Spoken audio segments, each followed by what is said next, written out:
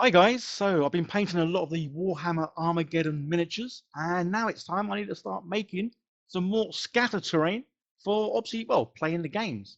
So obviously there's a lot of ways you can make scatter terrain. Obviously I love 3D printing stuff. But one thing about 3D printing stuff is you need to sort of try and source or find bits to 3D print.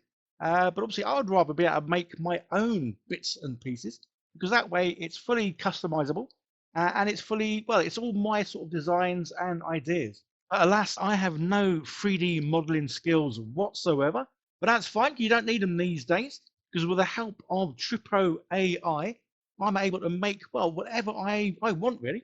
Obviously, one thing you need to be careful about when using this sort of software is not to copy someone else's sort of ideas or designs or, well, their look of their stuff.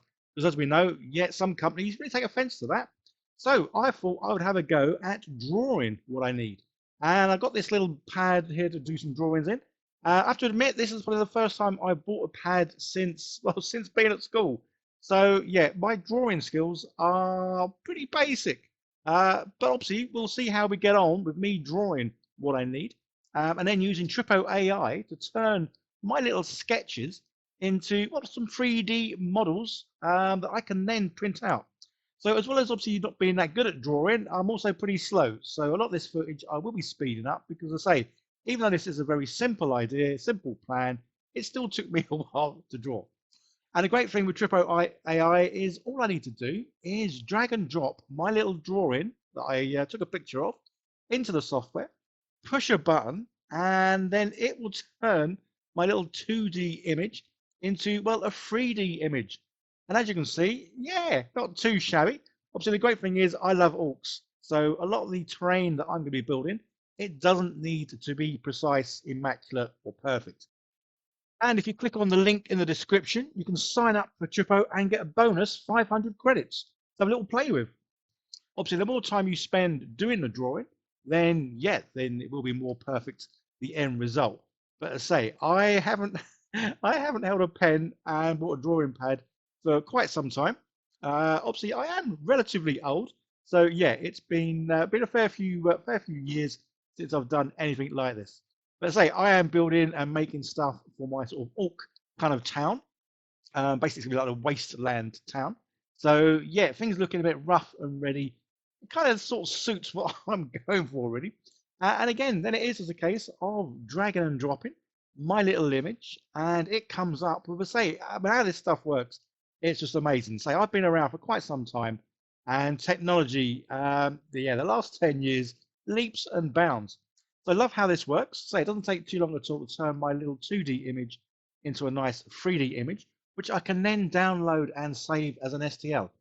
Obviously, if I was any good at 3D model making, I could take this into more software to then refine it and, well, make it perfect if I wanted.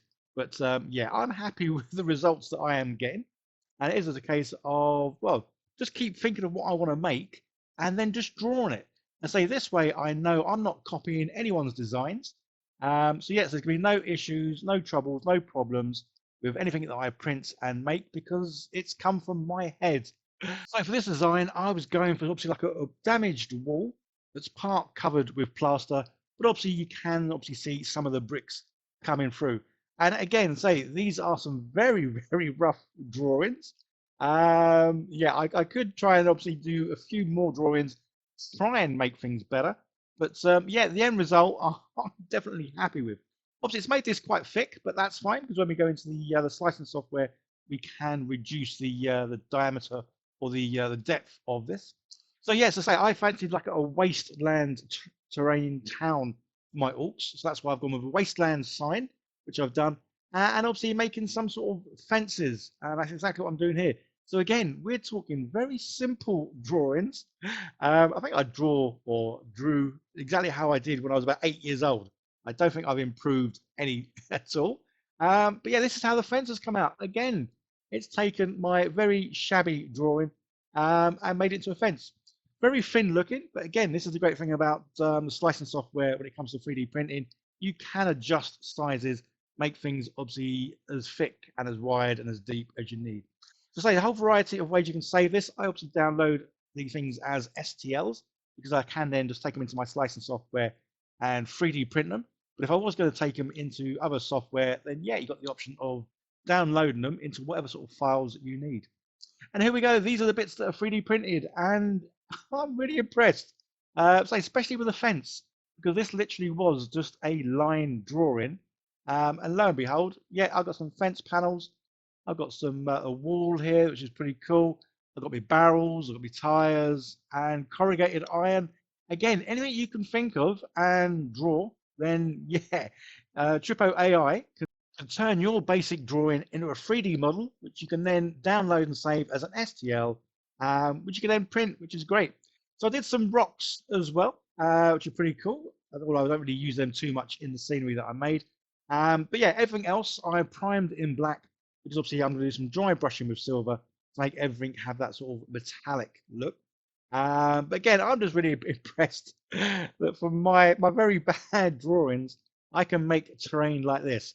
So just imagine if I spent longer and did more research into what it is I want to make and did some better drawings, then yeah, I really can make, well, anything I can think of, which is just absolutely awesome.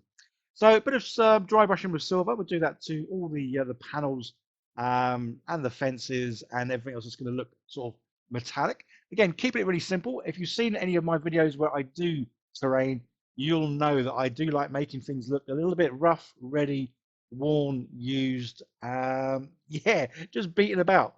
So I've got a dry brush here. Well, I call it a dry brush. This brush, as you can tell, I don't really take care of my brushes very well. So this brush isn't dry at all. It's gone rock hard, but it's great for doing sort of weathering techniques like this tin here. I'm just going to sort of dab some paint here and there, make it look like it was originally painted, and then the paint has just sort of worn off. So this is why, guys, every brush that I've ever used, I pretty much kept in a drawer somewhere, just because even though the brushes obviously they're not really good for what they're meant for, they can be used for this kind of thing, messing about with sort of certain paint effects. So yeah, always keep old brushes because they do come in handy. So with the walls, yeah, I kind of wanted the bricks to look a reddish brown. So that's what I'm going to just sort of do here. Again, this has just been dry brushed with white after being primed in black. And yeah, again, I love it. It's it's like technology these days. Yeah, but say this is where I don't think I'm ever going to be really learn sort of 3D modeling sort of stuff myself. As I say, you can't teach an old dog new tricks. And this old dog, yeah, he hasn't got the patience, the time, or even the mental capacity to learn 3D modeling software. But the fact that I can just draw something, take it into some software, and then bish bash bosh, I've got some 3D printed bits. So as you can see, just going to finish off now with some little posters and warning signs. Love these. Basically, just go online, type in, type in like Necromunda posters, and you get a whole variety of things. And then just using some PVA glue to sort of to attach these to whatever it is I'm putting them on. So trying to obviously give it a nice good pushing it in because I want to make it sort of really sort of go round the shape of the corrugated panel here. And then using the other end of the brush, again, just to sort of push it in to make it sort of, yeah, getting all the ridges. And yeah, doing similar sort of thing. So this is my wasteland sign. Love how that's come out. It's kind of like Mad Maxi style, which is something obviously I love, especially for orcs. I say, yeah, orcs really are suited for the Mad Max thing. And I love zombies. So that's why I got a little sign here saying, I think it says, "Don't feed the zombies." Because yeah, Mad Max zombies. Yeah, I'm hooked on that sort of stuff. So put a few more of these on, and we're pretty much done. But obviously, I want to just stress this a little bit more. Obviously, this is quite thin, so it is easy to cut with my little snips, just to make it look a little bit more, well, a bit more beaten, battered, and all the rest. So guys, check out Tripo AI. The link is down below. Awesome software, say very easy to use. You can say 3 ways you can do things. You can scan in your picture, which is obviously what I've done. There are prompts where you can actually type in the kind of thing you're after. So if you can't draw, don't worry. You can just type in what you want. Or you can make it sort of come up with a whole variety of different designs for you to check out. So I've got this my little board, and this is obviously what I use to do most of my thumbnails. So as you can see, I've got a nice backdrop on the screen there. I've got my board, and I can put my bits and pieces. I say this is how I do a lot of my sort of the artwork or thumbnails.